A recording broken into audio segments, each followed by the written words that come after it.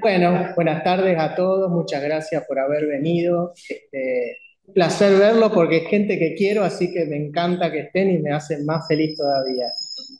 Bueno, en primer lugar, las presento a Bárbara, que es la que a su vez va a presentar, así que bueno, después dejamos todo en manos de ella. Ella es psicóloga egresada de la UNR en 2017, maestranda en Derecho de la Vejez por la Universidad Nacional de Córdoba. Desde el 2004 es becaria del CONICET, dirigida por Isolina Dabove, que ahí nos acompaña muy gentilmente y muy contento de que esté. También Bárbara es docente adjunta de Filosofía del Derecho y de Derecho de la Vejez, acá en la facultad, e integra el Centro de Investigaciones en Derecho de la Vejez desde el 2017. Así que bueno, los dejo con la presentación de Bárbara. Bueno, muy bien. Muchas gracias, Elvio. En primer lugar, gracias por participarme, por dejarme ser parte de esta presentación. Y muchas gracias a todos, en nombre de Elvio también, a todos los que están participando de esta jornada de manera presencial y de manera virtual, esta modalidad híbrida que nos permite combinar formatos y bueno, y poder estar para quienes están más lejos, para quienes podemos acercarnos. Así que muy agradecidos con eso. Bueno, también no queremos dejar de agradecer para toda la parte formal, así la dejamos cerrada, a la Cátedra de Filosofía del Derecho, quien nos acompaña, de las cuales somos parte, docentes, adscritos, bueno, y desde allí también presentar y acompañar a Elvio en este día. Bueno, en principio, después de los saludos correspondientes a los intervinientes, vamos a pasar a darle la palabra a la secretaria académica, Romina Pérez, que está con nosotros también acompañándonos, para que bueno, pueda iniciar, digamos, de alguna manera la jornada. Formal. Bueno, buenas tardes. Un gusto. Buenas tardes ahí, Filipina y todos los que están conectados. Un gusto compartir con ustedes. Gracias, Albio, por invitarme. Para mí es un gusto participar. Soy testigo de gran parte de la carrera de Elvio por esta casa. Pensaba cuántos años hace que nos conocemos y cuántas instancias lo he acompañado desde el doctorado en adelante.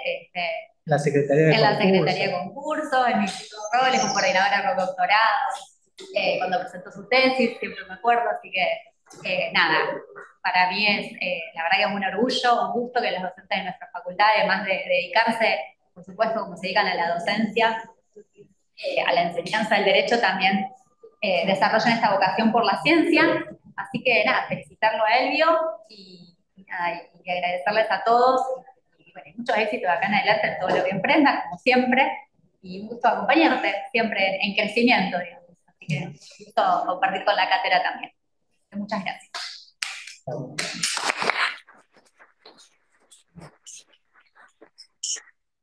Bueno, muy bien. Ahora sin más vamos a continuar con la presentación del autor de este libro, que amerita por supuesto, Elvio Galati, doctor en Derecho por la Universidad Nacional de Rosario, postdoctor en Derecho por la Universidad de Buenos Aires y especialista en métodos y técnicas de la investigación social por el Consejo Latinoamericano de Ciencias Sociales Claxo, profesor en la UNR y en la Universidad Maimónides, en grado y posgrado en las áreas de epistemología, metodología de la investigación científica, bioética, teoría general del derecho y filosofía del derecho, realizó estancias de investigación en la Escuela de Altos Estudios en Ciencias Sociales de París, Francia, y en la Universidad de Valladolid, España, director de proyectos de investigación en la UNR, evaluador externo de proyectos de investigación y árbitro en revistas científicas nacionales e internacionales del Programa de Incentivo Docente e Investigadores de la Secretaría de Educación de la Nación, miembro del titular del Comité de Ética en Investigación de la Universidad del Gran Rosario y autor de libros y artículos científicos publicados en revistas nacionales e internacionales, bueno, que podrán consultar, después Elvio también pasará sus direcciones.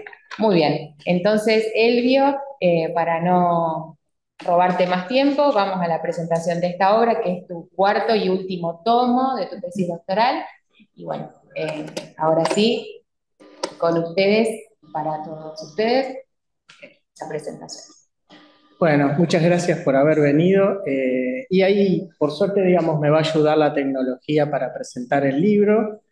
Eh, Como no puedo con mi genio, pensaba en una presentación y quise hacer como una reseña y después como me quedé corto con la reseña, me salió como un artículo nuevo.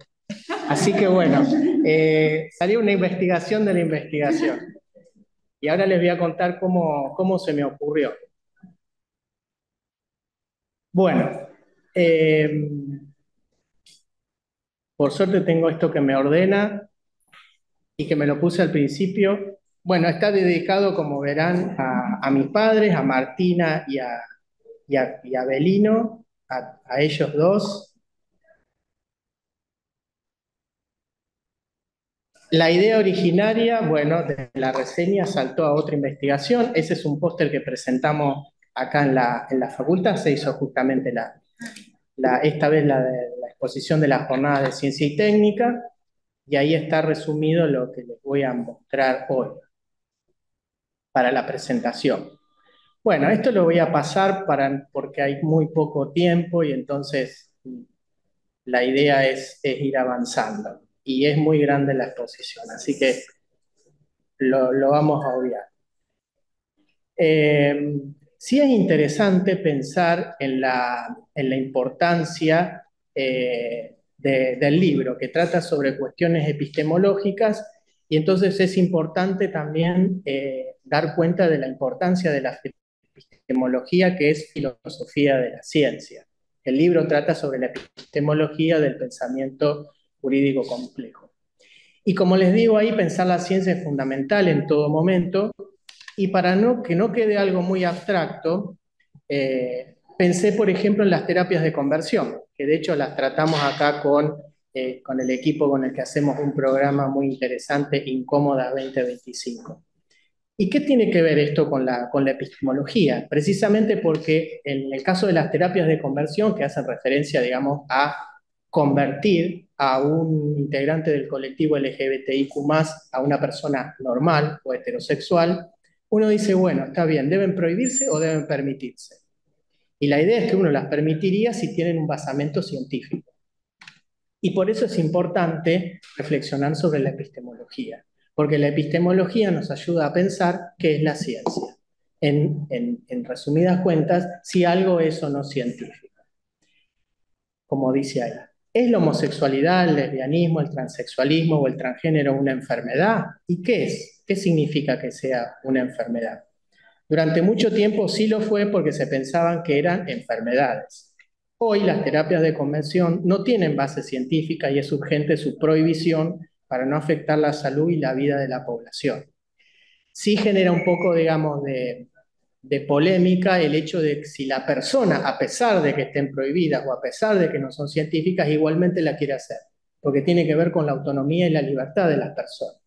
Y eso, digamos, es algo también que uno toma casi como una acción, ¿no? Pero bueno, daría lugar para otra reflexión.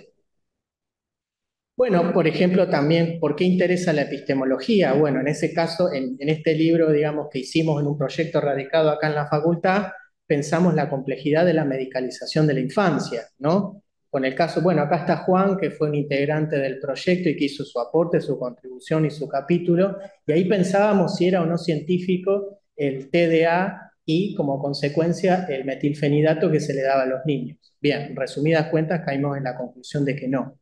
Por eso es importante reflexionar respecto de la epistemología y su importancia.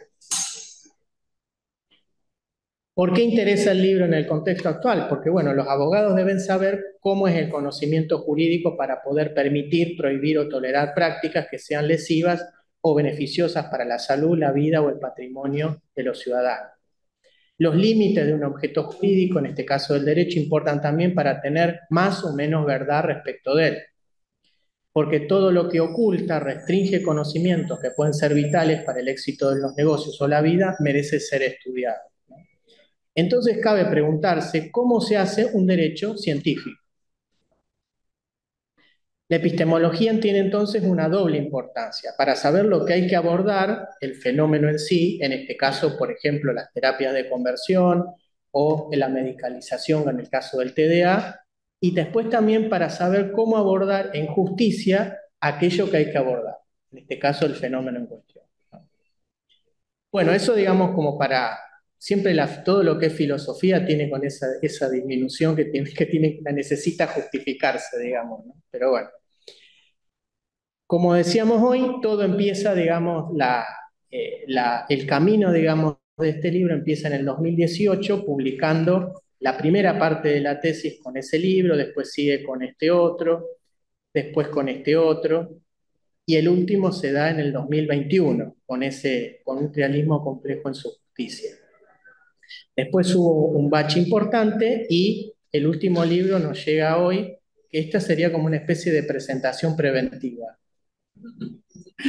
Porque el ejemplar en papel todavía no está y confío mucho en la editorial, por eso lo hago, y tampoco está subido a una dirección de internet, digamos. Pero bueno, confiamos en que el libro finalmente va a salir. Y como les decía, estos libros publican esa tesis que se presentó en el año 2009, en la que me ayudaron muchas personas, entre las que está acá Romina con nosotros. Así que el placer es doble. Bueno, la idea, como les decía, es analizar este libro desde otro que presenté el año pasado y que me ayudó Miriam acá, que se llama Organología, o la nueva organización de la investigación. Este libro, digamos, como les decía, publica la última parte de mi tesis, que habla sobre la teoría trialista del mundo jurídico y el pensamiento complejo de Edgar Morin. Se incluye una adenda que no estaba en la tesis originaria, pero que se llama el interdimensionalismo u otro pensamiento jurídico complejo. Y yo voy a analizar este libro desde la organología, que la presentamos con Mariana también el año pasado. ¿Qué es la organología? Es una nueva manera de investigar de manera compleja que surge a partir de la pregunta ¿cómo investigar de manera compleja?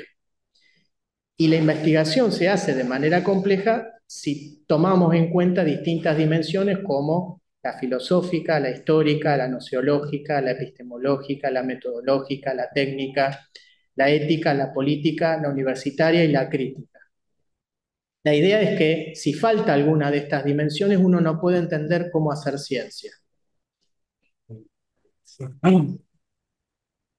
Ahí está el libro que presentamos el año pasado.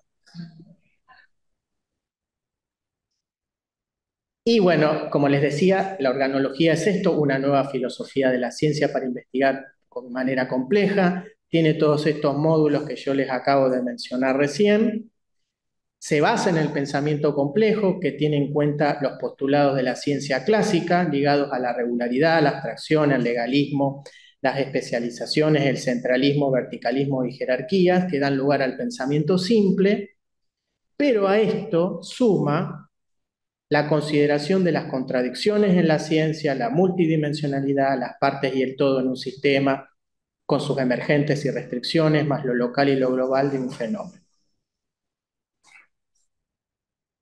Todo para dotar al investigador de herramientas para que construya su propio método, como trata de emular ahí esa imagen que les muestro. Bueno, el libro trata sobre la teoría trialista. ¿Qué es la teoría trialista? Entiende que el derecho está compuesto por tres dimensiones: la social, la normativa y la axiológica. De la misma manera, uno no puede entender el derecho si no contempla estas tres dimensiones.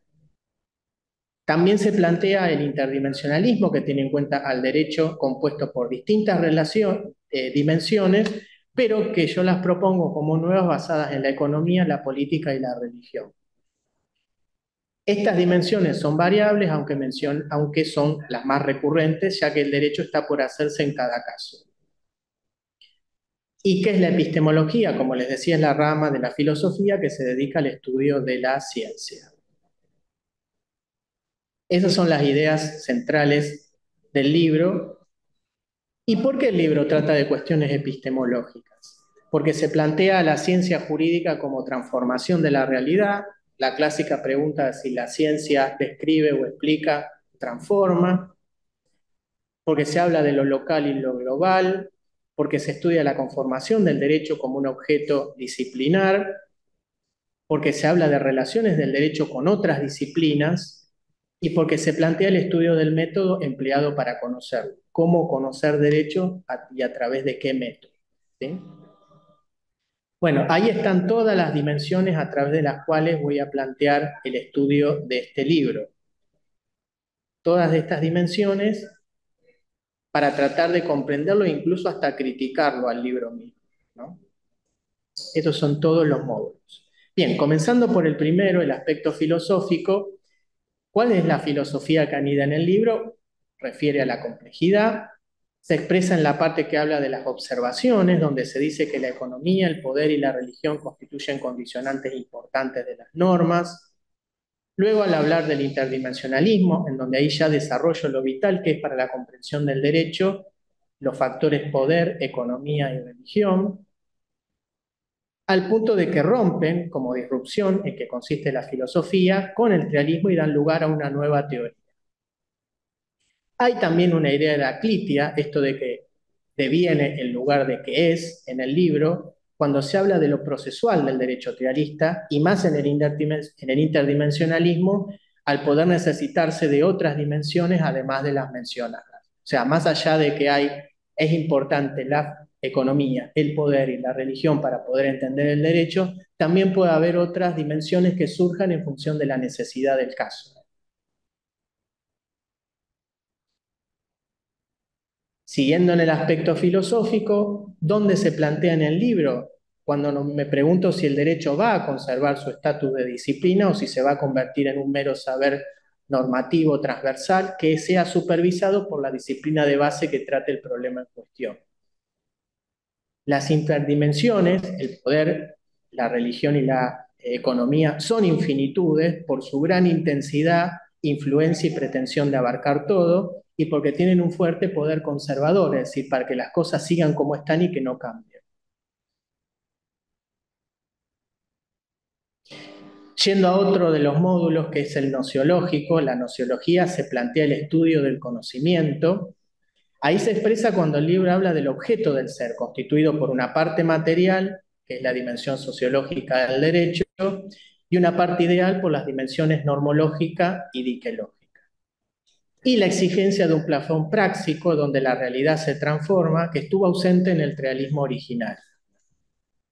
El normativo no es un sistema en sentido complejo, ya que está constituido por normas que responden a una única realidad, la ideal, y en realidad para que haya un sistema complejo tiene que haber diversidad en sus constituyentes, ¿no? Y en cambio las normas tienen una misma identidad ideal o naturaleza ideal.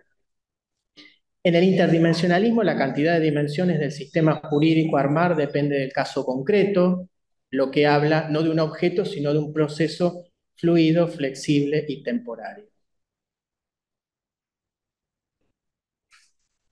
Siguiendo con el aspecto nociológico, la nociología busca la verdad y no permitiría una teoría jurídica construida con las preferencias de esos autores, sino una que refleje lo que efectivamente ocurre en la realidad de los tribunales, de los estudios jurídicos, de las facultades, las teorías e incluso organismos de ciencia. Lo interdimensional tiene semejanzas con lo interdisciplinario. En la interdisciplina como el interdimensionalismo, no hay un concierto estable de dimensiones o disciplinas, sino que se forman al calor de la necesidad. Por ejemplo, en el caso del interdimensionalismo y el aborto, que fue la primera aplicación, ahí se sumaron a las clásicas dimensiones la del género, la de la medicalización de la vida y la juridización de la salud, e incluso la clericalización de la vida. ¿Por qué el género? Y porque uno no puede entender el aborto si no entiende tampoco, también las cuestiones de género y la posición que tiene, que ha tenido y que tiene la mujer a lo largo de este tema tan importante. Por eso ahí estuvo la necesidad de sumar a las clásicas interdimensiones otra más que fue la del género, ¿no? Y la complejidad tiene como rasgo la incertidumbre, y la incertidumbre se pone en acto cuando uno no sabe la cantidad de dimensiones que necesita.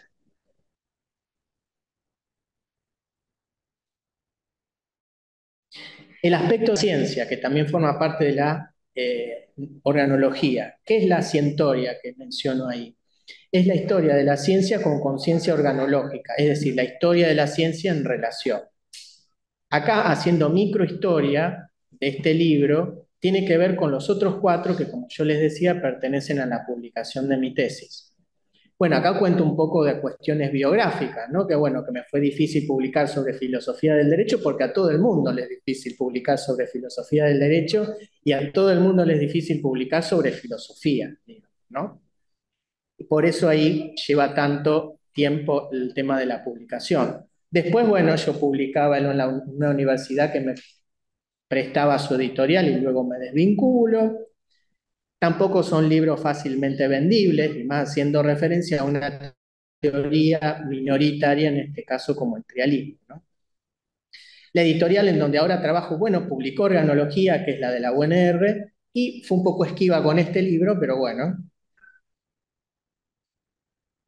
Siguiendo con el aspecto de historia de la ciencia, la historia también importa en tanto pueden rastrearse rasgos del interdimensionalismo que yo publico hoy en el 25, ya en el 2018 y ya en la tesis del 2010, cuando yo me empiezo a analizar a mí mismo y me doy cuenta de que ya pensaba estas cosas antes de haberlas formalizado. Entonces decía, ante un objeto de estudio multidimensional, complejo, con distintos aspectos que cubran sus necesidades, no será necesario, ahí pensaba que no, acudir a la interdisciplina, es decir, a la economía, a la política y a la religión. Y después me doy cuenta que cambio de idea. Por eso las necesidades de la disciplina conforman sus límites epistémicos.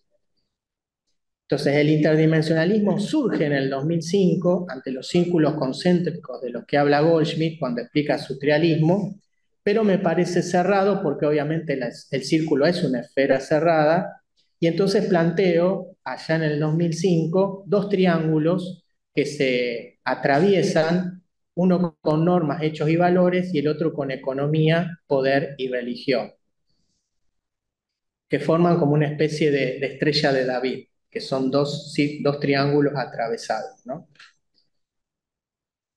La epistemología del libro se encuentra también, este es el aspecto epistemológico, es decir, otro módulo. ¿Y dónde hay epistemología en el libro? Bueno, en la parte en donde se habla de interdisciplina o trialismo, presentándose el dilema de recurrir o a distintas disciplinas para abordar completamente el derecho, o recurrir al trialismo, que tiene las clásicas 3 dimensiones, ¿no? Y entonces ahí en el libro hablo sobre una etapa prehistórica, constituida por, esto rememorando un poco a Kuhn y salvando las distancias astronómicas, ¿no?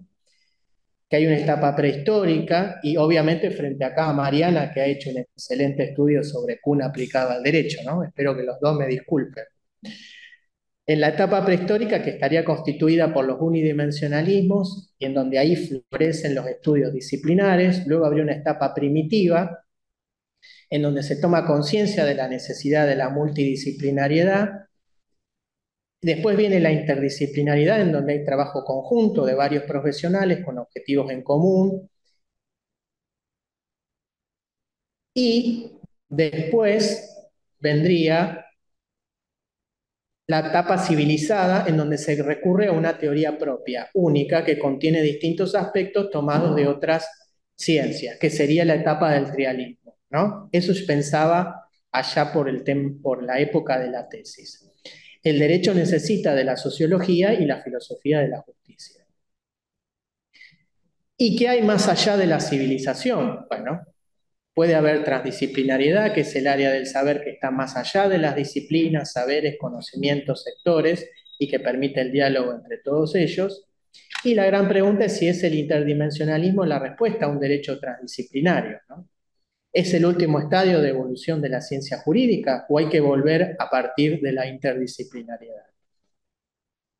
¿Cómo puede solucionarse un problema jurídico sin conciencia de la influencia importante que tienen tanto la economía, el poder y la religión? Bueno, acá yo le pregunté al chat GPT cómo haría una imagen de mi libro y le salió muy mal, hasta tiene errores de ortografía, y ahí pongo, digamos, lo que se me había ocurrido en el año 2005, acordándome de la jornada que hicimos sobre intergeneracionalidad en la era digital, en donde ahí hablábamos también sobre la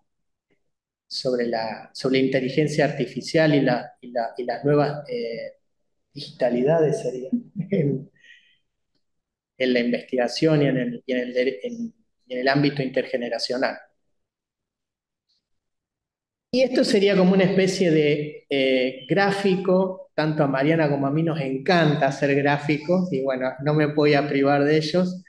¿Cómo representaría gráficamente el interdimensionalismo? Ahí con las clásicas dimensiones, y fíjense que hay otros dos chiquititos en gris que son interdimensión vacante, que son las que pueden venir, y el problema que es el que hace surgir las dimensiones que necesitan, ¿no?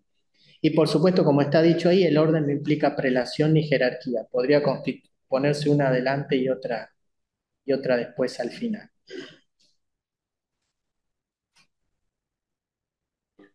Siguiendo con el aspecto epistemológico, los tratados interdisciplinarios pueden mantenerse, variar o llevar a más o menos integración, ¿no? Y después me pregunto qué complejidad o diálogo entre disciplinas puede haber entre quienes creen que el derecho es argumentación, cree que uno la verdad está en el ámbito de las ideas o de la coherencia en las argumentaciones, llevado de la mano de la lógica y el lenguaje.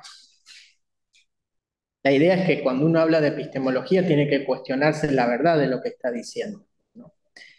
La publicación de la tesis a mí implicó un sistema que involucra 5 libros que están interdependientemente relacionados y de lo cual surge como un emergente imprevisto el interdimensionalismo. Lo que llama a replantear la idea de interdisciplina o trialismo, en tanto las interdimensiones pueden variar sin recluirse a una fórmula fija como lo prevé el trialismo de 3 dimensiones. Incluso se pueden añadir otras interdimensiones de otras teorías, ¿no? Eso es un trabajo para los futuros investigadores. Esta mecánica se da también en el caso de los programas de software libre, que sobre la base de lo ya hecho se agregan modificaciones, ¿no? Acá tengo a mi consultor informático, que ya le pregunté y me dijo que estaba bien lo que decía.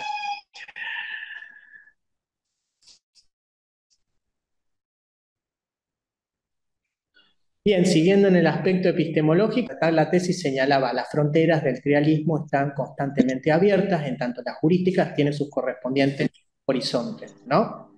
Y Goldschmidt mismo señala en el prefacio de la primera edición de su libro, Introducción Filosófica al Derecho, que el derecho es un plebiscito que se renueva todos los días, ¿no?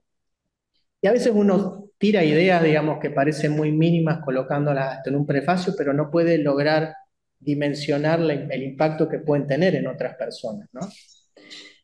La sistemización se da cuando las 3 interdimensiones, poderes, religión y economía, se unen en un mismo sentido para beneficiar o perjudicar al individuo, como por ejemplo en 1976 al 83, que el gobierno de facto ahí concentró el poder, la ideología económica, el poder porque se trataba las mismas fuerzas armadas que gobernaban, la ideología económica que era la liberal, con el apoyo de Estados Unidos, y también tenía el apoyo de la Iglesia Católica en ese momento, ¿no? Nunca mejor ejemplo para respaldar la idea que sostengo. En la clericalización, la poderización o economización, una de esas interdimensiones por sí sola trata de influir en las decisiones jurídicas, copando la libertad de los individuos, ¿no? Siguiendo en el aspecto epistemológico, clericalización hay en los casos de oposición de la Iglesia que nosotros vimos a los derechos de la salud, en el caso de los anticonceptivos, la ESI, el aborto, y en los personalísimos como el matrimonio igualitario o el divorcio en 1985. ¿Por qué es clericalización?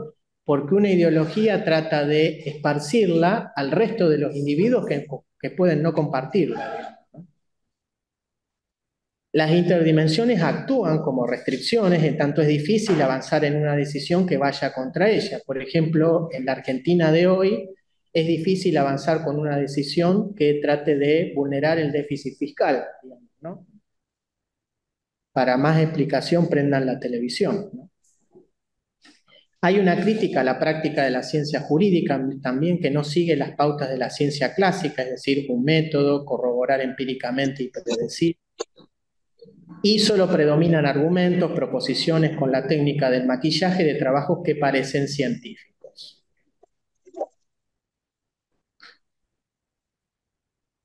Siguiendo con la epistemología, el trialismo nos dice cómo debe es cómo debe ser la interpretación, pero no cómo es decir, cómo interpretan en los hechos los jueces.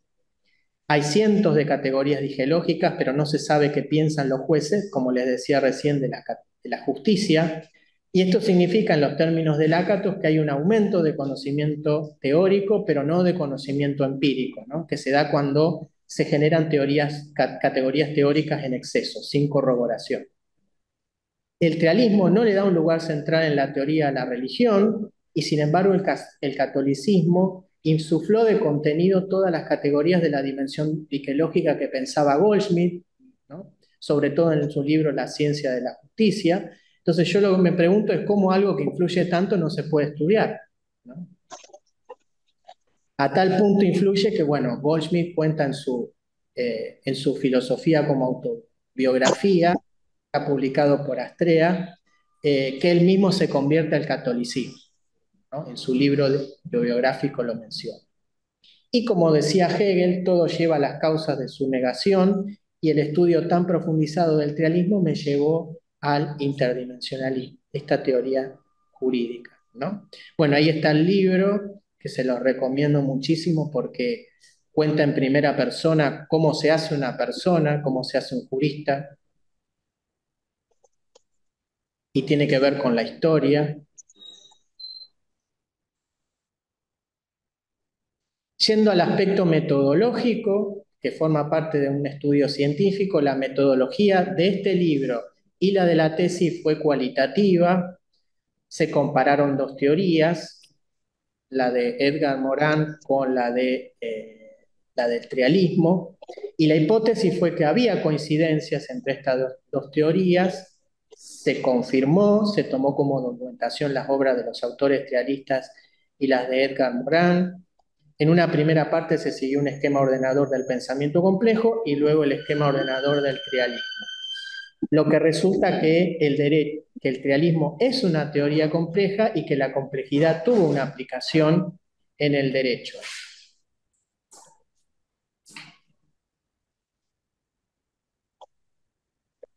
Acá lo veo a Ángel, que integró el programa Pensamiento Complejo conmigo hace unos años, y a partir de mi contacto con ellos surgió también lo del derecho complejo sin trialismo. Entonces yo ahí me hice la pregunta de si puede haber un derecho complejo sin la teoría con la cual yo quería relacionarlo, para no pegarlos a las dos. Y bueno, surgió esto, ¿no? Hubo una triangulación teórica, ya que se relacionaron dos teorías, y como la investigación es un continuo y fluye más allá de las trabas burocráticas, continué la reflexión sobre el trialismo, y como les decía recién, llegué a este interdimensionalismo que se coloca en el libro como una adenda, ¿no? Pienso que el trialismo sería la razón alegada, es decir, la que se expone, pero que el interdimensionalismo va a la raíz, digamos, al móvil, al por qué en la realidad se toman las decisiones que se toman, ¿no? Este pasaje tiene relación con el texto que habla del paso de la triangulación teórica a la articulación teórica, y también hay relaciones entre el trialismo y el interdimensionalismo.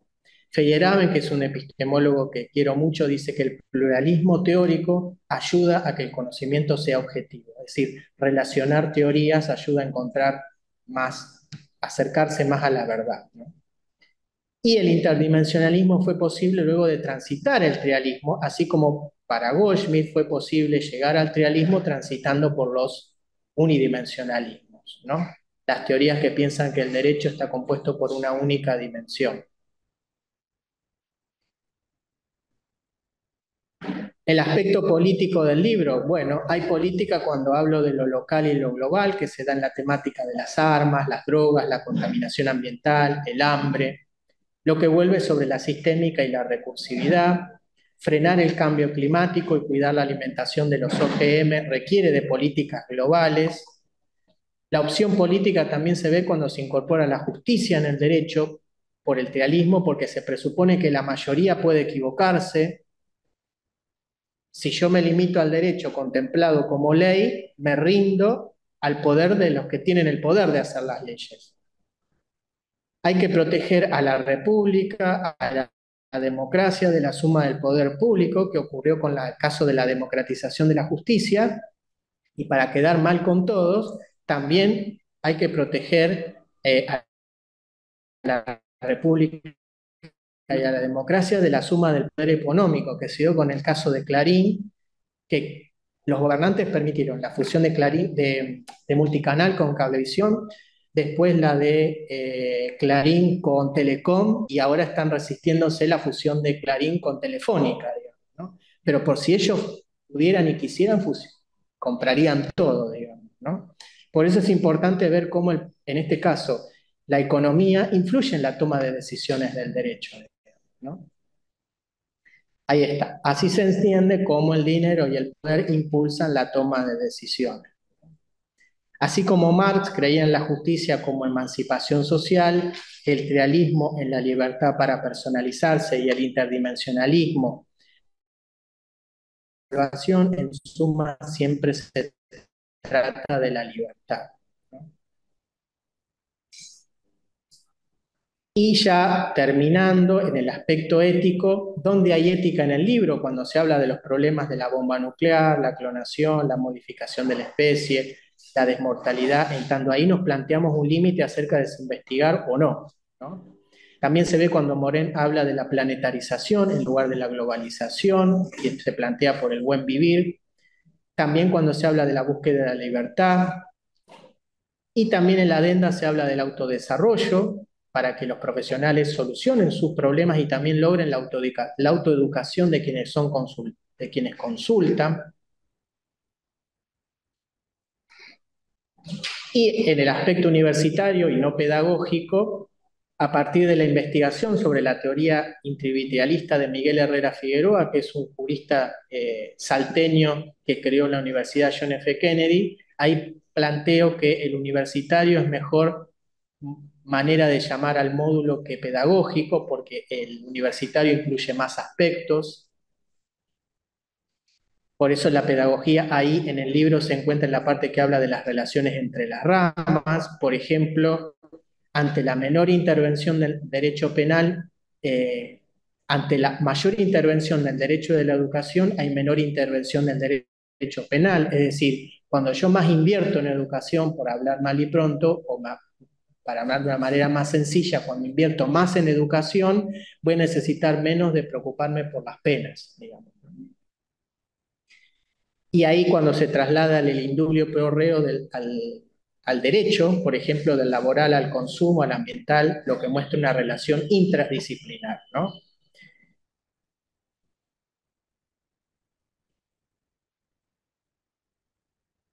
Y también me fue difícil, pero no imposible, desaprender el trialismo, en tanto ahí me tuve que plantear llevar adelante un derecho complejo sin el trialismo, que es la teoría que había estudiado gran parte de mi vida. Acudí por eso a otras experiencias, conocimientos, y es importante desaprender porque es dejar espacio en el cerebro y tiempo para pensar nuevas ideas.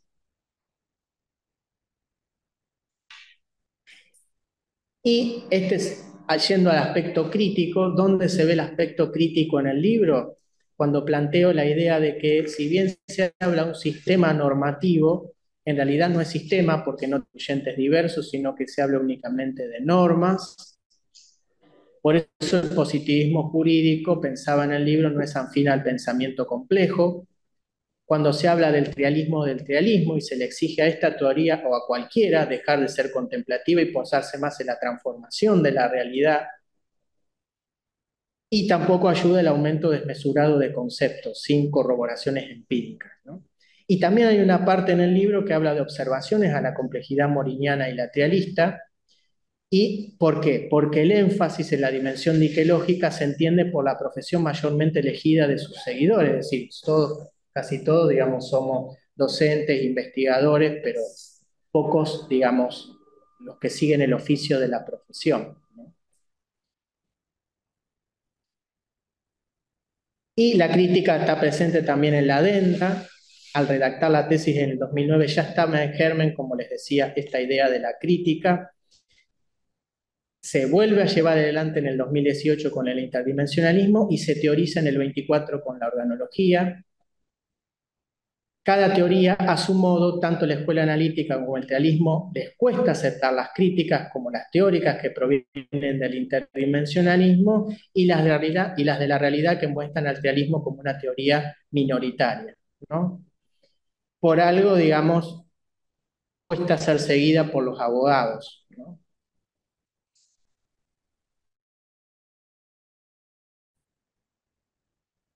Siguiendo con el aspecto crítico, nosotros podemos ver la variedad de los autores de la cual no escapa Goldschmidt, que presenta su teoría como pura.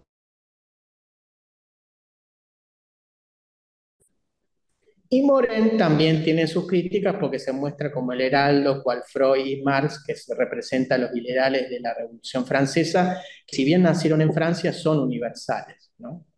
También en la organología se piensa la complejidad como una infinitud, es decir, una idea que pretende abarcar todo, pero el ser humano finalmente es un ser finito, ¿no? Y ya en el libro se dice que el realismo peca por exceso tratando de abarcar tantas dimensiones, lo que dejaba ya la idea en germen, ¿no? También el realismo teoriza un derecho que no se ajusta a la realidad, porque una teoría es tal si tiene corroboración empírica, no predice y entonces no se sabe si es verdadero lo que enseña. Solo hay también aumento teórico por la cantidad extravagante de conceptos que se agregan, pero no crecimiento empírico en los términos de Lakatos, ¿no? Y para concluir, tanto Morin como Goldschmidt comulgan en la necesidad de la unión, de eso se trata la complejidad, de unir, y lo que tiene correlato en la dialógica, en la confederación de las naciones, en el derecho universal. Como les decía al principio, la epistemología busca un conocimiento certero, separa la ciencia de la pseudociencia, y el libro muestra que no la hay, con el interdimensionalismo que señala un rasgo de incertidumbre que el derecho lleva en sí. La organología tiene una red modular en expansión, de hecho cambié el módulo pedagógico por el universitario,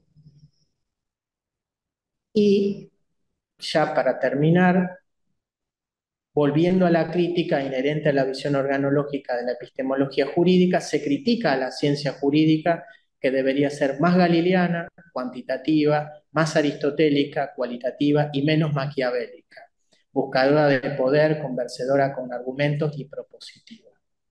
La biografía hace teoría y hay rasgos de historia de la ciencia en mis trabajos, resaltando las ideas que estuvieron en germen y luego se perfeccionaron.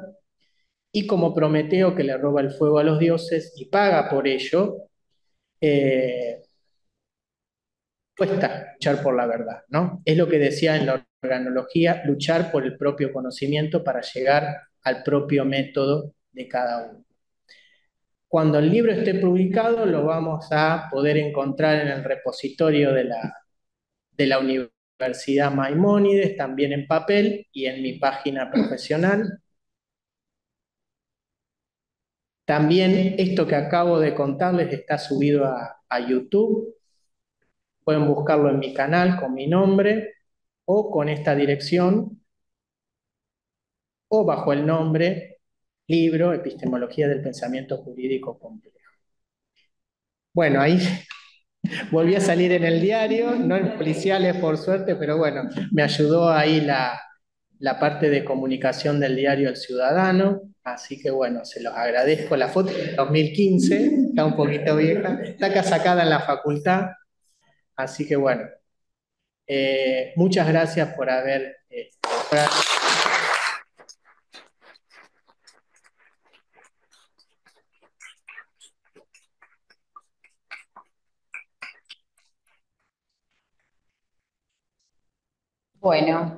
Bueno, después de semejante presentación, si te parece, Elvio, vamos a avanzar con la presentación de los interlocutores, los colegas que te van a acompañar. Vamos a empezar por María Isolina Dabove, que nos acompaña desde Zoom. Les pido, antes de avanzar con la presentación, que cierren todos los micrófonos porque tenemos algunas interferencias y bueno, eso complica un poquito la escucha acá entre nosotros. Bien, María Isolina Dabove es profesora titular regular en la Facultad de Derecho de la Universidad de Rosario y en la Universidad Nacional del Centro de la Provincia de Buenos Aires, investigadora principal del Consejo Nacional de Investigaciones Científicas y Técnicas CONICET y especialista en filosofía del derecho, en derechos humanos y en derecho de la vejez, Ha sido consultora de organismos internacionales como la OEA, CEPAL y Naciones Unidas. Es autora de cientos de publicaciones académicas y su línea de investigación se centra en la teoría del derecho, la interseccionalidad y la justicia intergeneracional. Bienvenida, Isolina. Ahora sí, con vos, cuando quieras Sí, comenzar. sí. Bueno, primero muy buenas tardes para todas, para todos. Es realmente una gran alegría poder estar acá acompañándolo a Elvio en esta instancia. Mis primeras reflexiones no van dirigidas a la obra, sino a la persona de Elvio.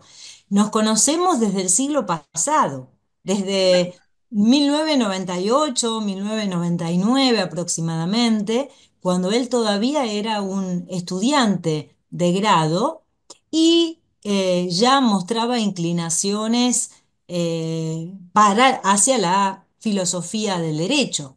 Y así es como nos conocimos en algunos cursos, dando clase desde mi lugar, ¿no es cierto?, como profesora, y comenzamos un vínculo que fue tejiéndose con momentos de mayor intensidad nuestra relación respecto de otros, pero siempre cerca.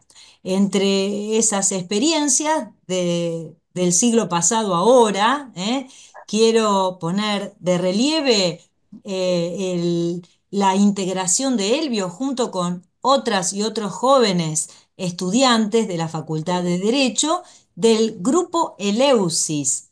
Seguramente muchos, Elvio, y al igual que Marianela Fernández, Erika Nawasik, eh, y Mariano Novelli, ¿no? Eran todos jovencitos que aceptaron el desafío de trabajar juntos en lecturas en donde podíamos estudiar a los pensadores en primera persona, ¿no es cierto? También en ese grupo estaba la querida Julieta Trivisono, quien hoy acompaña a también mi queridísima Romina Pérez, y entre todos sostuvimos un espacio en el que nos fuimos formando, fuimos compartiendo muchas experiencias y de allí salió un semillero de profesores, de investigadores, del cual, bueno, me siento también parte, además de orgullosa. Así que fíjense cuánto hemos recorrido y en la actualidad Elvio integra la cátedra a mi cargo de Filosofía del Derecho, la cátedra D, en cuyo marco estamos realizando esta presentación. Y también es parte del equipo de Derecho de la Vejez que están a mi cargo. También me consta de su intervención en el campo del derecho de la salud. Así que, como ven, Elvio ha hecho una carrera muy larga de la cual puedo dar mucho testimonio, así como también en un momento me acompañó en el dictado de algunas materias de doctorado, como han sido epistemología, metodología de la investigación y taller de tesis años atrás. Bueno, este conocimiento personal, ¿no?, íntimo, que tengo de vos, Elvio, junto con experiencias de vida tuyas, ¿no? Experiencias profundas, encuentros, desencuentros y también pérdidas de seres queridos, ¿no? Sobre las cuales eh, digamos, pudimos compartir juntos muchos años. En todo este tiempo creo que, Elvio, has podido crecer en este afán por pensar el mundo por vos mismo y además en este deseo de dejar huella, dejar testimonio de tus pensamientos en textos, como tratamos de hacer todos los que amamos y trabajamos en el ámbito académico y en la producción filosófica y científica.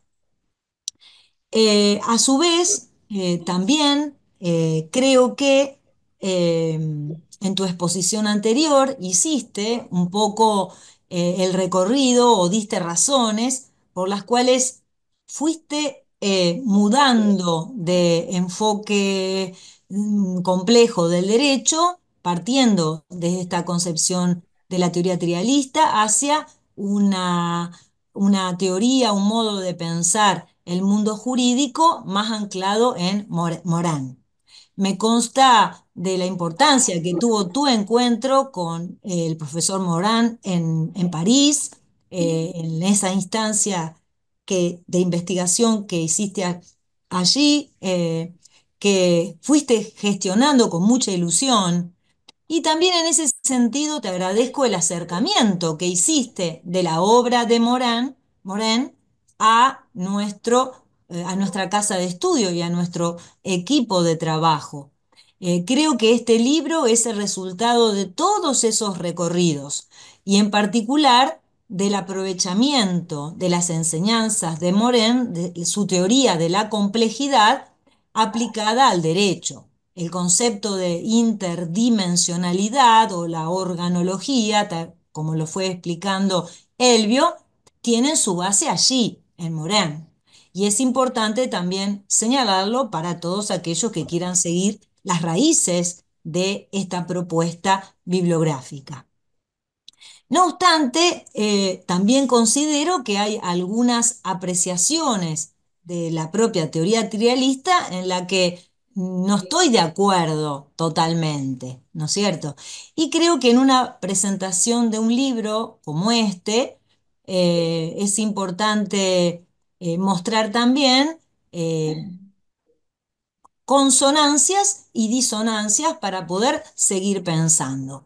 Por ejemplo, no creo que haya tanta distancia entre este concepto de complejidad y de interdimensionalidad con respecto a la idea de complejidad y a la tridimensionalidad que propone Goldschmidt a través del concepto de integración de esas dimensiones. Este es un concepto, el de integración, que pasa bastante desapercibido, a veces incluso en las aulas, cuando lo explicamos o cuando hacemos alguna aplicación un poco más mecánica del trialismo, hacemos esa declinación, es decir, el uso de las categorías trialistas para pensar un tema, pero ese análisis tridimensional con las categorías que todos conocemos de adjudicaciones, repartos, distribuciones, la estructura de cada uno de ellos.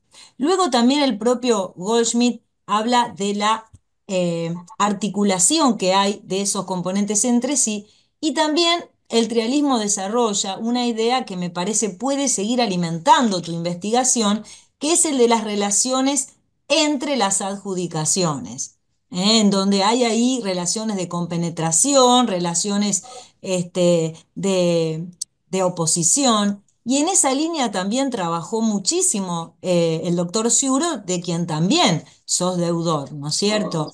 No solo estudiaste en profundidad las ideas de Goldschmidt, sino que también el propio doctor Siuro te formó, fue tu director de tesis, además de trabajar conmigo. Él, por supuesto, en primer lugar, como el maestro de todos nosotros. Y en ese sentido, creo que en los propios desarrollos que hace Sciuro posteriores a Goldschmidt, se ve este afán por mostrar esta articulación, esta red de dimensiones interconectadas, como vos la planteás en tu libro, y ahí creo que hay espacio para avanzar mucho más en encuentros que en desencuentros, me parece a mí. De todas maneras, no quiero avanzar más en el contenido del libro, porque cuando uno presenta una obra, lo que tiene que hacer es mostrar algunos lineamientos centrales que inviten a su lectura, ¿no? En cualquier caso, ya mucho de lo que iba a decir lo dijiste vos, Elvio, sobre tu propio contenido, así que no voy a remarcar eso. Creo que, pero sí, entonces voy a hacer un llamado a su lectura para poder seguir pensando no solo al derecho como complejidad, sino su contrario, al derecho en su simplicidad, tal como sostienen otras teorías del derecho, y también para seguir avanzando en los fundamentos que el propio Goldschmidt desarrolla en su teoría, en su introducción filosófica al derecho, pero también sobre todo en la filosofía autobiográfica, en donde allí encontramos muchas pistas respecto a la elección de esta idea de lo tridimensional, la elección o la importancia que tuvo la fenomenología, la filosofía de Heidegger, por ejemplo, en sus desarrollos, el impacto del realismo, no solo norteamericano, sino escandinavo, y también, por supuesto, su propia experiencia. Así que, en todo caso, desde acá cierro haciendo un voto para que puedan acceder al libro, leerlo y poder pensar desde este enfoque de complejidad en donde la mirada tiene que fluctuar entre la centralidad de un objeto de estudio como es el derecho, que ya de por sí es vasto, con B corta, y su articulación con otras áreas de la cultura, no solo del conocimiento, que también justifican o hacen posible su existencia.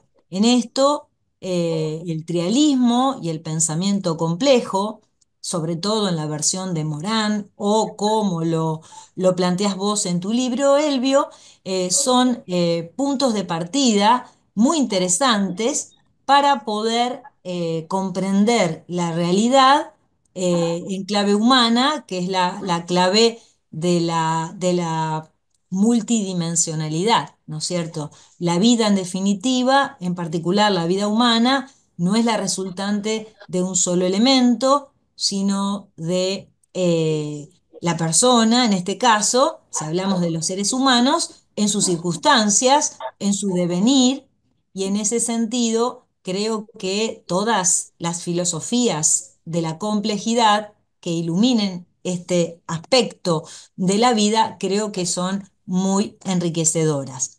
Así que bueno, muchas gracias, Elvio, por este aporte, por la oportunidad también de mostrar los logros de esta cátedra que es bastante joven, la cátedra de Filosofía del Derecho, y mi agradecimiento pleno a la Facultad de Derecho, en donde nos formamos y en donde podemos seguir construyendo una teoría que permita entender, pero también incidir en la vida para lograr una comunidad, una comunidad de hablantes, una comunidad compuesta por personas con conciencia de lo colectivo y también respeto de lo individual.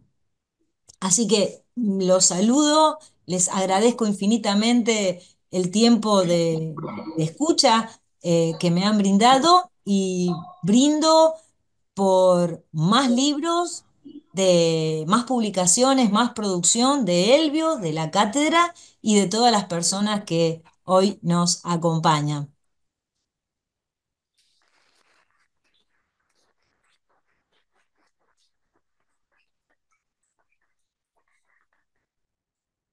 Bueno, muy bien, muchas gracias, Isolina. No sé, Elvio, si vos quisieras ir haciendo intervenciones o seguimos con las presentaciones. Seguimos para que no se extienda. Cerramos Sí. después. Buenísimo.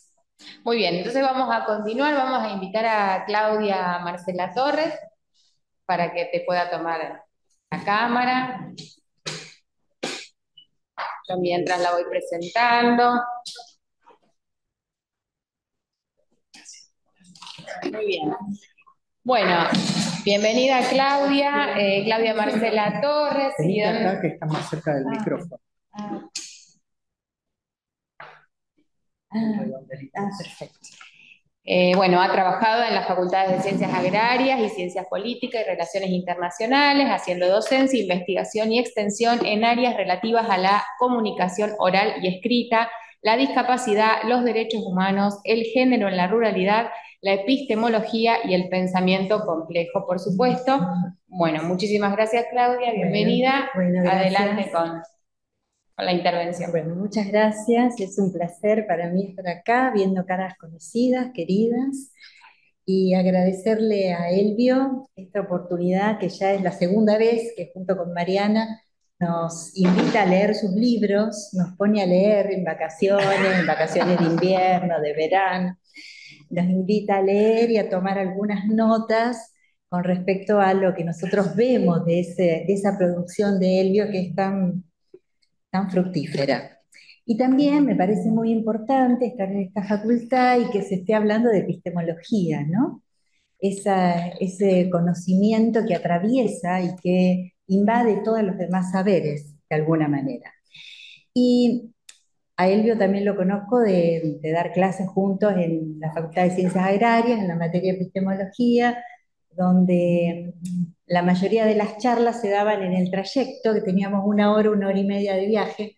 Entonces lo que pasaba ahí adentro era realmente digno de escribir un libro.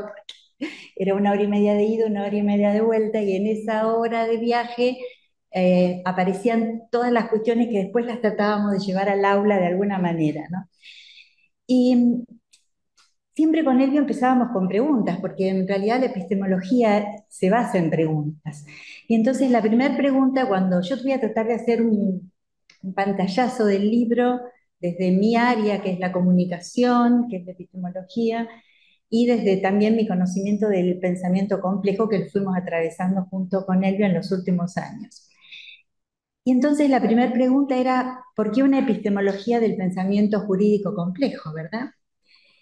Y la primera respuesta que uno se daba era porque la epistemología parte de preguntas. ¿Qué conocemos? ¿Cómo conocemos? ¿Cómo validamos eso que conocemos? Y después, ¿cómo lo aplicamos también? ¿Qué hacemos con ese conocimiento? Edgar Morin, que es uno de los autores que veníamos trabajando y que veníamos leyendo, él dice que se necesita una visión integral, multidimensional de la realidad para poder contextualizarla y para poder enfocarnos cognitivamente en esa realidad. Y uno pone al sujeto frente a lo colectivo y uno dice, somos sujetos complejos. Entonces es evidente que vivimos en una realidad compleja, más allá de, como decía Isolina, por ahí quisiéramos que fuera un poco más simple, ¿no? Que el sujeto también fuera más simple y que la sociedad sea más simple. Pero bueno, nos tocó vivir este tiempo complejo. Y con Morin aprendemos que para ver esa realidad tenemos que tomar todos los vértices. Esos vértices que tienen que ver con lo físico, que tienen que ver con lo psíquico, que tienen que ver con lo intelectual, que tienen que ver con lo social, con lo cultural, lo comunicacional y también con el territorio. Porque si hay algo que me parece interesante hacer en las universidades es bajar al territorio. Es a veces hablar desde el suelo para entendernos y ver qué es lo que está pasando. Y bueno, las ciencias jurídicas, por supuesto, si no se basan en eso, porque estamos en un imaginario que no responde a la realidad, ¿verdad? Pero volviendo al libro de Elvio. Elvio habla del mundo jurídico. Ya desde el momento que leí el mundo jurídico dije, el mundo jurídico es complejo, porque si no, no sería un mundo, serían parcelas, serían compartimentos más pequeños, ¿verdad? Y entonces nos lleva a un conocimiento transversal. Ese conocimiento transversal nos invita, como bien decía Elvio, a un conocimiento que esté atravesado por las transdisciplinas, es decir, trabajar desde los grupos, salir del individualismo. Estamos viviendo tiempos individualistas. Las redes, mal llamadas sociales, son precisamente redes antisociales porque no nos permiten precisamente la socialización.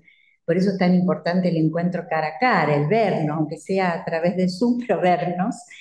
Y como les decía, el libro nos invita a ese pensamiento que trascienda incluso la formación. Nosotros todos venimos de la educación occidental, de una educación eurocentrista, como bien decía Enrique Dussel, un maestro que nos dejó el año pasado.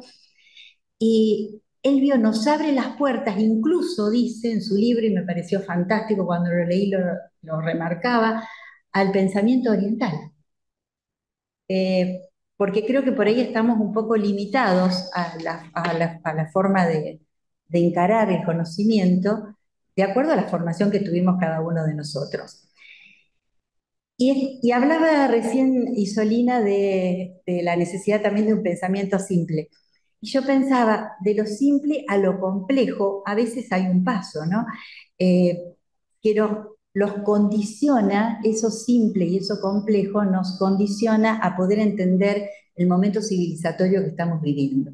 Yo creo, sostengo que estamos en un problema grave de civilización, un problema donde la cuestión ética está avasallada, donde la palabra está avasallada y, y donde las noticias falsas, los monopolios, están llevando a una formación de opinión pública. Yo como comunicador y como periodista que he trabajado en varios medios, esa monopolización nos está llevando a una generación de conocimientos que no son reales, donde lo verdadero es lo falso y lo falso es lo verdadero, donde lo real pasa a ser imaginario y donde se confunde esa realidad y no sabemos cuánto es real, cuánto hay de real, cuánto hay de imaginario y cómo formamos el sentido común, que es el menos común de todos los sentidos, decía uno de mis profesores.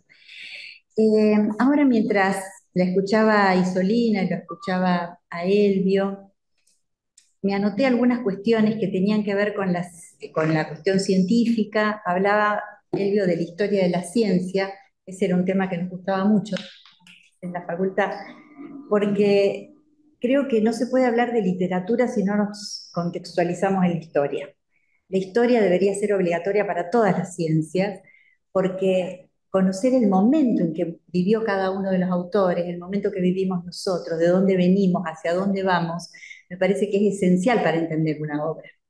Por eso el recorrido que hacemos con el conocimiento de nosotros, de Elvio, nosotros, de cómo vimos ese nosotros, me parece muy interesante. También se habló del poder.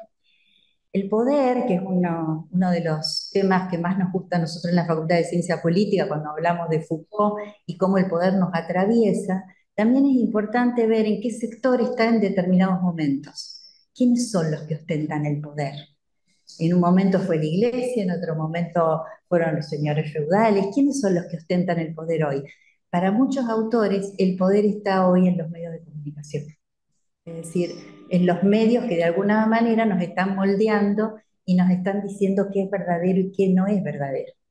Y ahí nos estamos metiendo en la ciencia. La epistemología dice qué es verdadero y qué no es verdadero. Reconocer siempre y en todo lugar lo verdadero de lo falso, nos decía la epistemología. Bueno, ahora eso se está haciendo cada vez más complejo y más difícil. Y también Elvio nos hablaba en su libro, citando a Morin, del buen vivir y de la libertad.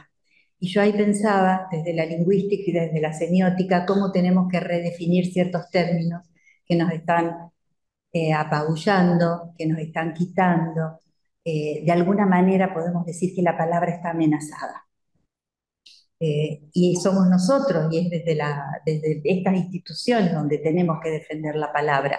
Por eso siempre es un privilegio poder leer un libro, poder atravesar ese libro, entrar en esa narrativa, en la narrativa científica y que nos introdujo Elvio, y hablar en este caso, que estamos en la Facultad de Derecho, de conducta, de normas y valores. Y yo me quería quedar con esto último, con los valores, porque los valores van cambiando.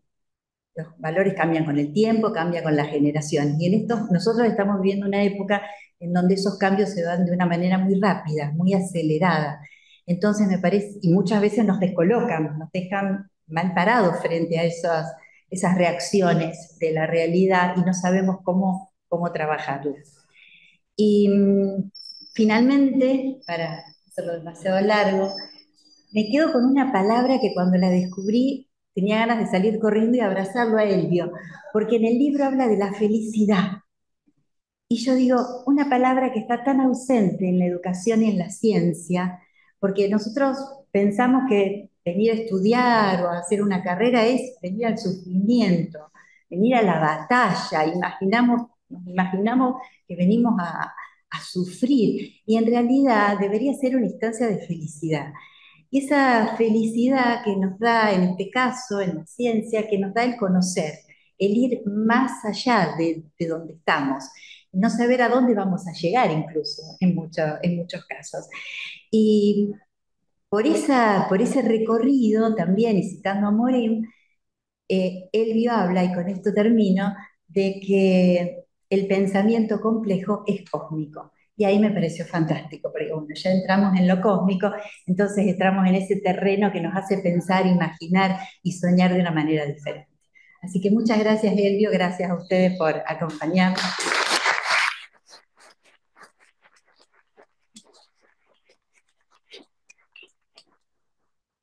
Bueno, muy bien, te agradecemos, Claudia.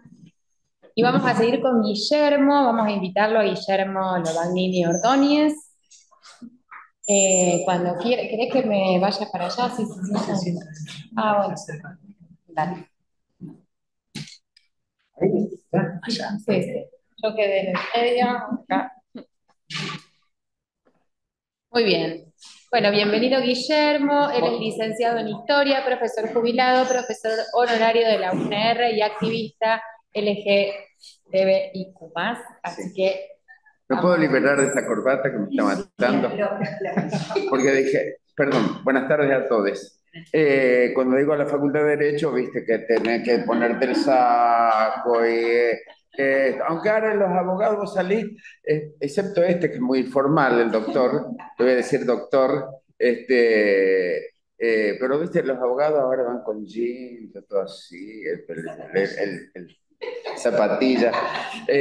Lo mío va a ser muy breve y como gay tengo que ponerle un poquito de distracción a tanto derecho, y no, yo me siento, ¿qué quiere lo que les diga cómo me siento ahora en este lugar? Me siento pequeñito, sí, porque realmente yo soy profesor de historia, y ante tanta avalancha de cuestiones jurídicas me siento así chiquitito. Así que no sé lo que voy a poder aportar porque el doctor Galati, que es una persona que yo admiro mucho, sinceramente, no lo conozco como profesional, sinceramente, porque tenemos una relación de amistad de hace muy poco tiempo. Y, pero él me parece que yo intuí y vi en él una persona que en parte compartimos rasgos en el sentido de, creo que, de la seriedad y compromiso con el trabajo. Él vio a nosotros en un streaming que tenemos, dirigido al colectivo LGTBIQ+, ahora se estiró así la palabra, ha aportado casualmente el aporte del derecho en ese, y lo hacemos con... Entonces me llamó la atención que pocas, a veces hoy día se encuentra casi escaso a veces en nuestro colectivo encontrar personajes así. Eh, y nos conocimos nada más que eso, no hubo ningún otro tipo de cosas, en una relación de compañerismo nada más, en un momento difícil de la pérdida de su señora madre. Yo le conté mi experiencia, bueno. A lo mejor ustedes quieren que yo le hable del derecho, pero no, si ustedes saben mucho más que yo tengo como profesor de historia y de formación marxista, yo tengo una concepción del derecho, que usted la conoce mucho más que yo, seguramente. Eh, eh, y bueno, él me trajo acá, y con mucho honor porque compartir con ustedes, personas que no conozco, también hace al conocimiento recíproco que nosotros tenemos en este momento. Y me trajo lo mejor porque todo mi pasado como activista de ya varias décadas, de épocas muy difíciles. Pero por otra parte, les confieso que soy un abogado frustrado, porque sinceramente, yo se lo dije a él, a mí me interesó mucho el derecho, me sigue interesando. Pero desistí de ser profesional del derecho porque yo tenía un primo de mi padre que era Martín Lobagnini, que era estaba un poco marginado dentro de la esfera judicial por sus ideas de izquierda. Y me dijo, no puedo repetir acá lo que me dijo, pero me hizo desistir de ser abogado. No puedo decirlo. Y la otra vez, y la otra experiencia que tuve que yo aparté lo que él me dijo, y ahora vamos a lo que entendí del libro este, ¿eh? Ahora vamos a eso, ahora vamos a eso. El otro fue un episodio cuando yo desistí de lo que me había dicho Martín Lobagnini y cuando terminé me jubilé de mi profesora, de ser docente en la facultad, vine acá a estudiar. Entonces me encontré con, esto es una crítica, pero no una crítica agresiva ni mala, pero me encontré con una pared, porque le digo, a ver, bueno, a ver cuántas materias me van a reconocer. Oh, fue como si Champollion se encontró por primera vez con los jeroglíficos. ¿Y esto qué hacemos? Sí. ¿Saben quién es Champollion? Sí. No. Estudioso. No, Champollion acompañó a Napoleón a Egipto. Entonces, los franceses rapiñaron como los ingleses, en todas partes del mundo se llevaron la piedra de la Roseta. Entonces, y Champollion consiguió descifrar los jeroglíficos gracias a un cartucho. El cartucho se llama como si fuera una letra, es un dibujito, que lo comparó, no sé cómo hizo, no se lo puedo decir bien cómo hizo, lo comparó con el griego y el cartucho decía Ptolomeo. Ptolomeo era uno de los faraones de la época cuando los griegos, sabe el señor, sabe, muy bien. Exacto, la época de la entonces me encontré con eso. Ptolomeo, el que pensaba que la Tierra era el centro del universo. ¿Es así, señor? No, si Ptolomeo fue el que la Tierra, ¿cómo era? Era el centro del universo. No, no sabe, bueno, también. Porque pero no es que la Tierra no es plana. No, porque hay gente que está pensando que la Tierra es plana hoy en día. Que nunca vieron el Apolo 11. Digo, no sé. Bueno, entonces cuando me vi, no me reconocían las materias, o me demoraron, y bueno, y fue un día fui a una clase, a introducción del derecho, creo que era. Y yo vengo de la Facultad de Humanidades, entonces estaba ahí, y el profesor hablaba, y empezó con el derecho, con Hammurabi, etcétera, etcétera, etcétera. Y bueno, yo sabía más que él, pero no, me callé la boca, no dije nada de Hammurabi, nada. Bueno, me imagino que saben quién es Hammurabi, sí. Bueno, entonces, pero en ese momento, sí, sonó el teléfono.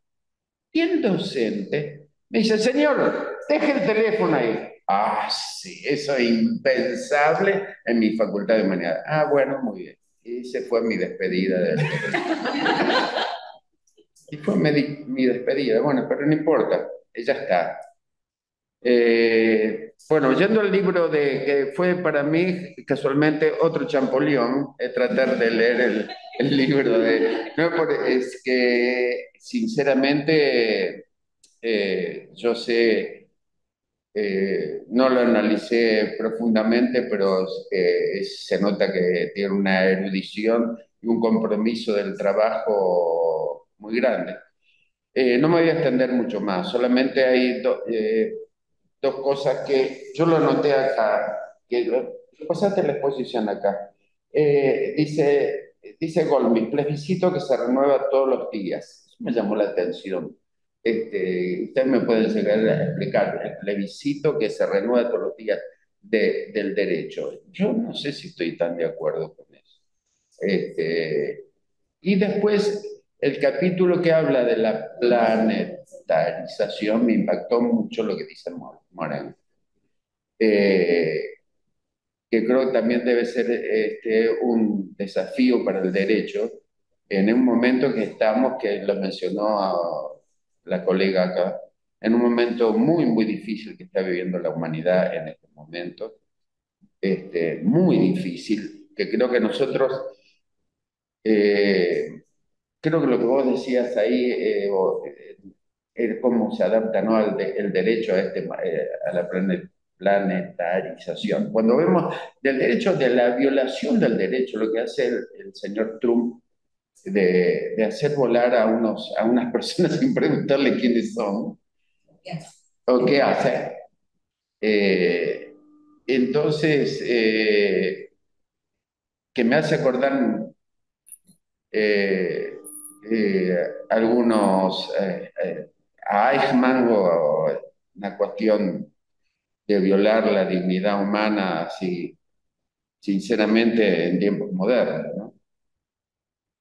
Les recomiendo, yo estudio alemán, no soy nazi obviamente, porque admiro, hace muchos años que estudio alemán, y les recomiendo que eh, conozcan el libro de Lothar, Lothar Hartmann, algo así, cómo la hija de él descubrió al asesino de Eichmann acá en Buenos Aires. Representar, sí, sí. Eh, ya que estamos un poco en las anécdotas, lo descubrieron. Eichmann era no sé si le puedo decir que es un ser humano, era un cuadro de las SS que se exilió acá, vivía y trabajaba en Mercedes-Benz. Entonces, la nena de este señor que había estado detenido en Dachau, se escribe Dachau, conocí Dachau, estuve en Dachau, no en esa época, ¿no? Que les puedo asegurar que es un momento terrible estar ahí donde están los hornos, donde hubo muchas personas, de ahí rendí un pequeño homenaje a los homosexuales ahí detenidos, porque hay un monumento donde hay un triángulo rosa, que es lo que nos ponían a nosotros ahí. La nena, una adolescente, conoce a otro adolescente en una colonia de alemanes, que en la localidad no sé si era no, Vicente López, por ahí de eso. Y la nena dice, cuando le dice, papá, conocí a Carl. Ah, sí, ¿cómo se llama? Creo que, no sé si el tipo tenía otro apellido. Se había cambiado el nombre. Sí, se había cambiado el nombre. Que después dice quién era. Llega a decirlo. Entonces se lo empieza a describir. Sí, así. Dice, lo conocí al papá, apareció el papá. Y qué lindo el papá, qué bonito, sí, muy simpático, qué sé yo. Y el tipo empieza a escribirle a una persona en Deutsch, en Alemania, creo que era Bauer, creo que era el apellido. Mira, me parece que este. Y el otro no le daba bolilla porque el aparato jurídico alemán, luego de la caída del Reich, seguía intacto, seguía intacto. Es decir, los yanquis no tocaron nada de eso. Entonces, ellos que dicen que son los defensores de la libertad, no tocaron nada del aparato. Entonces, no, pero lo vio otro tipo y se lo mandó al Mossad. Y gracias a eso descubrieron a Eichmann. Ay, perdóname, yo no me quiero... ¿estoy aburriendo o no? ¿No? Me estoy yendo del tema, pero bueno, pero termino con esto. Eh, yo creo que en realidad eso es lo que más podía decir de tu libro, Elvio, y lo digo humildemente. eh, Creo que, no sé, creo que es, no te puedo decir porque no soy profesional de derecho, pero me parece que tu trabajo es concienzudo, correcto, no sé qué decir. Bueno, va más allá de lo subjetivo que yo te pueda apreciar como persona, como buena persona que sos, sino creo que admiro el trabajo que has hecho todo este tiempo. Y en medio de dificultades de perder un familiar tan grande como es para nosotros, sobre todo, bueno, en mi caso como gay, perder la madre. Y termino con una anécdota, pero mientras vos hablabas, me estaba acordando también que el tipo que juzgó, un juez que juzgó a los que atentaron contra el Führer en el 44, el atentado que lo quisieron matar a esa basura y parece que el diablo lo protegió porque no lo mataron, obviamente. El juez ese, que era, no sé si vieron alguna vez la filmación de él, gritaba, y denigraba a las personas, a los acusados los denigraba. A un general lo hicieron que lo degradaron, lo hicieron vestir con ropa de paisano, todo maltrecho. Bueno, ¿cómo murió ese? Porque ustedes son esos que llevan los expedientes. El tipo, en medio de un bombardeo, me dice: ¡Uy, los expedientes quedaron en el edificio! Salió a buscarlo. Cuando, ¡pum! Una bomba, chao, caput. Así murió, cargando expedientes. Bueno, no, discúlpenme si yo no aporté demasiado, pero por lo menos que sirva que mi aporte ha sido una opinión de un ¿cómo se puede decir? Alguien que no es, no conoce el derecho en profundidad como usted, un lego, eso, no me sale la palabra. En tiempos de ahora podemos decir un outsider del derecho. ¿Cómo? Un outsider del derecho. Sí, ahora sí, que sí. está de moda. Sí, sí. Yo coincido con lo que dijiste vos, que vivimos momentos muy difíciles, eh, no solamente por el momento de cómo está el panorama mundial, que nadie dimensiona la fragilidad con que está este mundo. Nadie lo menciona. Ha habido momentos en el siglo pasado, la crisis de los misiles en Cuba, por ejemplo, y hoy, como decía Mao, una chispa puede encender la pradera.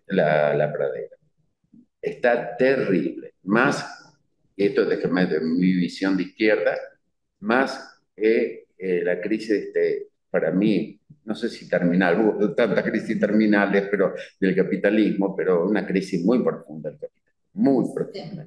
Y si no tomamos una decisión para salvar la humanidad, eh, vamos muy mal. Y lo digo nosotros, la gran mayoría de los que estamos acá ya pasamos una gran parte de la existencia en este planeta, pero los chicos, más el vacío hoy que hay de valores, de valores. No me refiero a valores, cada uno piensa como quiere, pero es muy preocupante. Entonces, estas cosas son muy, muy importantes. Es un esfuerzo más para seguramente para hacer pensar esto que tenemos acá arriba, encerrar. No me aplaudan, en una...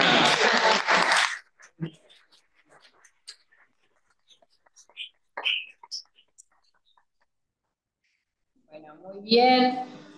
Vamos cerrando con las exposiciones. Vamos a invitar a Mariana Iser.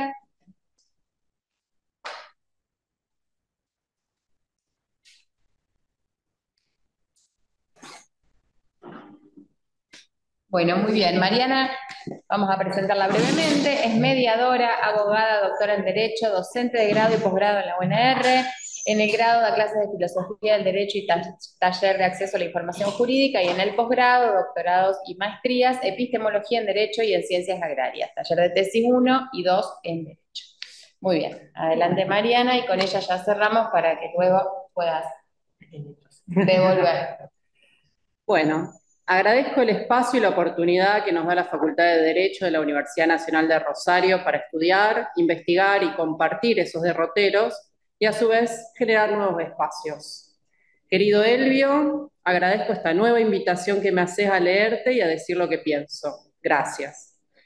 La epistemología de Elvio nació en el derecho, pero se fue nutriendo en otras disciplinas y saberes para volver al derecho. En ese recorrido se encontró con otras aguas, se cuestionó, se comparó, se puso a prueba con otros proyectos de investigación científica y filosófica en los que interactuó con otras miradas, otras disciplinas, otros saberes. Ese recorrido está esbozado en la adenda. Me animo a pronosticar que desde ahí quizá nazca otro libro. Pero ¿cómo interpreto la obra que hoy estamos presentando? Es una celebración. Celebro la tarea concluida. Es inmensa la felicidad que produce el completar una tarea. Una tesis extensa, completamente publicada. Tantos tomos, muchos caminos editoriales, con tesón y constancia, está completamente expuesta al público para que la lea, la explore, la juzgue, la use. Es un gozo pleno que solo bichos librescos, académicos experimentan. A disfrutarlo. Celebro tu voz. Si después de atravesar más de 30 años de historia en la academia y cientos y miles de textos leídos y escritos, no tuvieses una voz propia, no tuvieses corrimientos, sinceramente dudaría de tu humanidad. Te creería un robot repetidor de textos, una máquina aburrida, tediosa e inútil. Felizmente, sos un ser humano. Muchos saben lo difícil que es sostener una voz propia. Pueden acusarte de rebelde, de insensato, de poco precavido. Creo que las acusaciones pueden ser ciertas, pero a la vez, valiéndome de esa contradicción inclusiva compleja a la que nos tenés acostumbrados, creo que es todo un halago que en el ámbito filosófico te puedan acusar de pensar por vos mismo. ¿Se asumen muchos riesgos? Sí.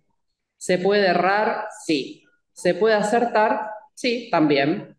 Lo cierto es que al aproximar preguntas, críticas y respuestas, efectivamente ya valió la pena. Celebro ese impulso al pensamiento que busca y da razones y que invita a razonar. Como ya lo dije en otra oportunidad, creo que sos un autor germinativo. Ayudás a generar pensamientos propios. Ese propio que se va haciendo entre lo ajeno y lo otro ajeno. Por lo tanto, lo que continúa son ideas que me ayudaste a germinar, de las cuales no te responsabilizo. Y en esta oportunidad agrego, también sos un autor dialogante, de esos que invita al diálogo, a compartir, criticar y criticarme. No es que no seas punzante, y hay alguna de tus ideas que me molesta, pero esa molestia vos la explicás, le das oportunidad al lector de pensar y repensar e intentar contraargumentar. A mí me da la impresión que como te sabés en proceso de adquirir, comunicar, someter a prueba, usar tus ideas y las ideas de los otros, tenés cabida para debatir o dialogar. Una maravilla, otra celebración. En este espíritu festivo, entiendo que es importante y oportuno seguir trabajando la epistemología, en general y especialmente la epistemología jurídica. Esta tesis fue defendida en el 2010. No deja de maravillarme lo extraordinaria que puede ser la filosofía. 15 años después, no solo sigue estando vigente, sino que pertinente. hoy sigue siendo un momento histórico de suma importancia para tratar temas como la planetarización, lo global y lo local, las relaciones entre disciplinas, las posibilidades y limitaciones de las teorías y prácticas jurídicas en ese juego, nuevo y viejo que se va transformando, ora más lento, ora más rápido. Frente a un mundo analógico digital que genera nuevas preguntas e intenta nuevas respuestas, en tu tesis se pueden encontrar herramientas para pensarlas, para reflexionar. Como todo trabajo filosófico serio, aquellos que se hacen preguntas consistentes y profundas, 15 años pueden parecer tan solo un instante. Creo que este es el caso. Hablo de oportunidad en el marco de la epistemología general porque creo que actualmente todas las disciplinas, desde las más viejas hasta las más jóvenes, ya conocieron algunas de sus posibilidades de producir maravillas y también de provocar horrores. Por lo tanto, la complejidad no es una mera decoración ilustrada, sino una necesidad para aquellos que nos gusta vivir y convivir. Ahora pasemos a la epistemología del pensamiento jurídico complejo. Nuestro ancestro en común, Bernard Goldschmidt, el herrero de oro defensor de la tierra, como es traducido desde el alemán al español por algún algoritmo, trajo de Europa algunas ideas que le habían atravesado su vida y produjo localmente una propuesta compleja para comprender al derecho hace otro instante, a mediados del siglo XX. Felizmente, a su partida hubo muchos juristas que la conservaron. Creo que una teoría se conserva como se hace con las semillas. En un banco de semillas, cada cierto tiempo se debe correr el riesgo de germinarlas, reproducirlas y cosechar el nuevo fruto de la vieja semilla. Si se guardase bajo llave para siempre, correría el riesgo de podrirse o perder su poder germinativo. Miguel Ángel Ciro Caldani y María Isolina Dabove, entre tantos otros, hicieron ese glorioso trabajo de conservar lo recibido y producir sus propias adendas. Así nació una escuela que hoy se exporta al mundo a través de tanta bibliografía, conferencias y cursos. Otro motivo para celebrar. En ese entorno de maduración de la complejidad jurídica, compartida por muchos, entiendo que la ciencia jurídica corre con ventajas en este momento histórico de preguntas y respuestas ante problemas cruciales. Se corre con ventajas en tanto y en cuanto se trabaje desde un paradigma complejo, claro. ¿Por qué? Por varias razones que Galati lo viene explicando hace 15 años, apoyado sobre hombros de gigantes, autores trialistas, tridimensionalistas, complejos y transdisciplinares, entre otros. ¿Cuáles son esas ventajas? Por un lado, tenemos la interdisciplina metida dentro de la teoría. Por eso, medio en broma y medio en serio, imitando a Yerin, me animo a hablar de que somos una indisciplina, porque al conflicto, las miradas no coincidentes, felizmente, las tenemos en la cotidianeidad, puertas adentro de la ciencia. Lo que podemos captar desde los métodos normolingüísticos puede no coincidir con aquello otro que vemos gracias a métodos sociológicos, o es evaluado desde distintos modelos exigentes. Las lógicas de las adjudicaciones de poder pueden darnos explicaciones que no se ajusten a las explicaciones dadas por las lógicas de las regulaciones o desde las lógicas evaluativas. De esa forma, los conflictos y sospechas que generan nuevas hipótesis es parte de la dinámica habitual de la metodología jurídica compleja. No es que seamos complicados, somos complejos. No siempre vemos más rápido, pero muchas veces vemos primero. Una contradicción, no necesariamente. Y como ya tenemos la interdisciplina metida puertas adentro, nos es más fácil, puertas afuera, comprender las diversas miradas metodológicas que nos aportan otras disciplinas. En el trialismo hablamos de los horizontes, Morin de fronteras disciplinares, A mí me gusta pensar también en puentes. Me parece que el derecho, desde una perspectiva compleja, puede funcionar como una red de puentes entre disciplinas, no siempre tan bien pavimentados. A veces son meros puentecitos colgantes provisorios e inestables, pero que nos permiten conectar. En un caso jurídico, real o conjetural, las posibilidades y las limitaciones de las ciencias agrarias, de las ciencias médicas, de las físicas, de las químicas, de las antropologías, de las biologías, de las matemáticas, de las psicologías, de las economías y todas sus aplicaciones tecnológicas pueden chocar, no entenderse o pretender ignorarse. Un caso jurídico, real o conjetural, convoca a que expertos, peritos, idóneos, disciplinados en otras ciencias y saberes, acerquen sus explicaciones, descubrimientos, comentarios para tratar de comprender qué ocurre, ocurrió u ocurrirá en vías a la posible convivencia de criterios de justicia, o para dejar asentadas sus incompatibilidades, parciales o totales. Entiendo que ese es un gran aporte de la ciencia jurídica, un servicio a otras ciencias. Y también contamos con otra ventaja, porque la ciencia jurídica compleja tiene la conciencia metida dentro de la teoría. Es una ciencia con conciencia desde el vamos. Al juzgar por la justicia o injusticia de un reparto, estamos interpelándonos. De todo fenómeno jurídico damos y requerimos razones, o deberíamos.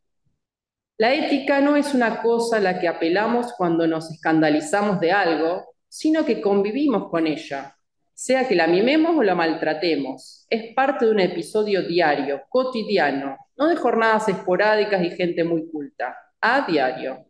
¿Es difícil vivir así? Es complejo. El tema de los límites nos es cotidiano.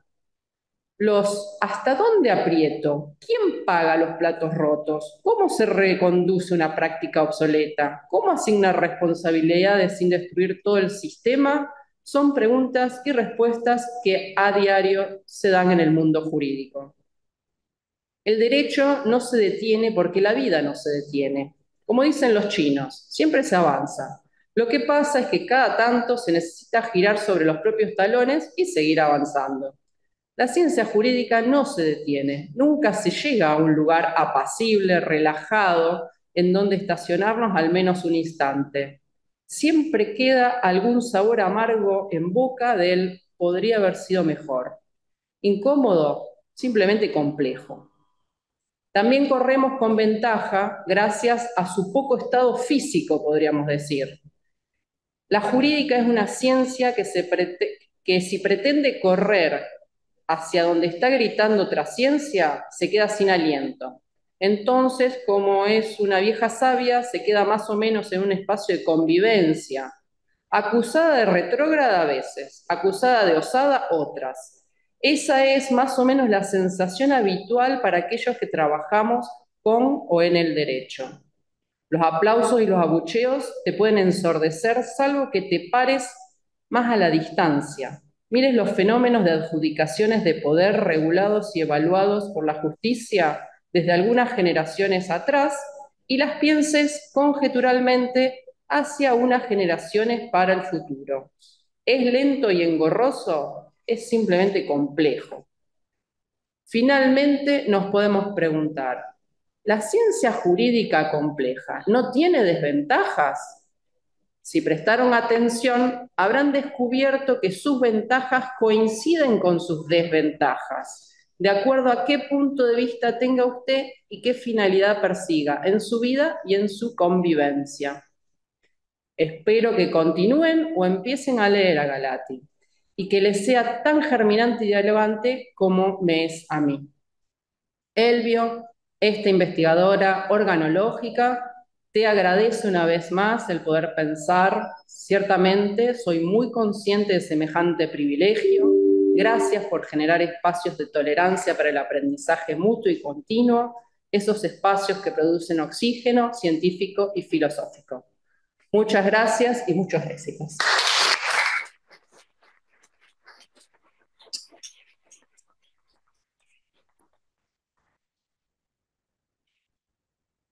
Bueno, muy bien. Y ahora para darle cierre, después de todas estas exposiciones, Elvio. Bueno, yo voy a ser hiper minúsculo porque ya estamos excedidos de tiempo. Simplemente quiero agradecerles a los expositores que me acompañaron. Si alguien me diera la máquina del tiempo y me diera el poder de cambiar algo de lo que pasó hoy, no cambiaría nada, porque me hicieron muy feliz. Escuchaba cada palabra de cada uno de ustedes con mucha atención y me anotaba ahí, que ves cómo era como si me comía un chocolate cada palabra que ustedes estaban pronunciando. Así que se lo dedico a mi mamá y a mi papá, a quienes son mi familia y lo van a hacer hasta el día que ya no esté. Les agradezco mucho que estén, por supuesto a la Facultad de Derecho que me conoce desde 1994, a Romina, que puede ser mejor persona para representar ese ser tan abstracto que es la facultad, que como él ya mismo dijo, me conoce muy bien y que tanto les agradezco. Y bueno, nos vemos el próximo. El próximo libro. Déjalo descansar un poco. Gracias, mamá.